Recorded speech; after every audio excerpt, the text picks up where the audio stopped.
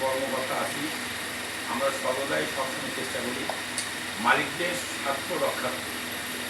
আসলে এটা আমরা সবার সাথে মিলেমিশে কাজ করতে চাই, কারোর সাথে দ্বন্দ্বে জড়িয়ে না।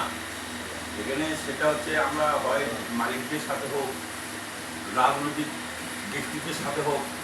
কারণ হচ্ছে কি আমরা এই প্রতিষ্ঠান রাজনৈতিক ব্যক্তিত্ব না, রাজনৈতিক প্রতিষ্ঠান না, ব্যবসায়ী প্রতিষ্ঠান, কিন্তু আমাদের ব্যবসার স্বার্থে সবার সাথে তাল মিল চলতে হয়। এটাই বাস্তবতা। এটা না চললে আমাদের জন্য পথ চলা অনেক কঠিন হতে পারে। দেখ এখন আর কোনো প্রশ্ন আছে কিনা? এখানে কৃষিকের অনেক সমস্যাই আছে, হয়তো বা আমরা সবার সহযোগিতা পাইলে আস্তে আস্তে সেটা আমরা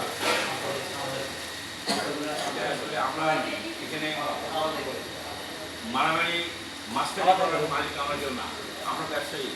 কারণ এখানে আমার কারোর সাথে ঝগড়া খেতে মারামারি গুন্ডামি করা আমরা সবাই সবার সাথে সহযোগিতা আচরণ করবো, সবার সাথে বন্ধুত্ব সুলভ আচরণ করে সমস্যার সমাধান করবো। এটাই হচ্ছে আমাদের চাওয়া, এটাই আমাদের মূল লক্ষ্য। যে কারণে যে আমরা যে প্রশ্নই করি সে প্রশ্নগুলো করার সময় একটু হলেও একটু চিন্তা করে গভীর একটু চিন্তা করে আমাদের প্রশ্ন করা উচিত। যে এমন কোনো প্রশ্ন না করি যে প্রশ্নগুলো বিব্রতকর হচ্ছে, যে প্রশ্নগুলো উত্তর দিতে গেলে অনেক সময় উত্তর দেওয়া যায় না, আবার উত্তর দিতে গেলেও সেই উত্তরটা বাঁকা হয়ে যায়। আমরা এই ধরনের প্রশ্ন থেকে আমরা বিরত থাকি, কারণ আমরা যেটাই করতেছি মালিকদের স্বার্থ রক্ষা। এই একটা সংগঠন যেটা আমরা করি, যেটা সেক্রেটারি একটু ইঙ্গিত দিল, এটা বিগত 2টা বছর গেল আমাদের কোনো আপ্যায়ন খরচ নেই। কারণ আমরা নিজের টাকা নিজে খাচ্ছি, এত ফেয়ার এত সিনসিয়ারলি আমরা চলি, যেটা কোনো কমিটিতে নাই।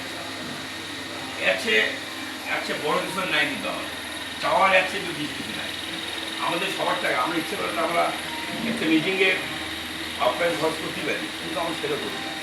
আমরা নিজের টাকা নিজে খাচ্ছি, যে কারণে আমরা খুব সিনসিয়ারলি চলি।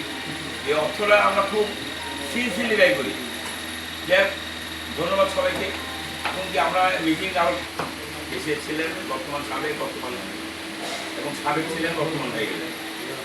আসলে আমরা আমাদের কমিটির নেতৃত্ব অলরেডি চেঞ্জ হয়েছে, আর এখন আমরা এইভাবে করতে পারি সাবেক এবং বর্তমান। এখন আমরা নবনির্বাচিত কমিটিকে আমি আমার অন্তঃস্থল থেকে অভিনন্দন জানাচ্ছি এবং ধন্যবাদ জানাচ্ছি।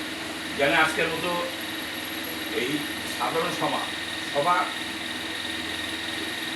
মুলতবি এবং সমাপ্তি ঘোষণা করছি। ধন্যবাদ সবাইকে।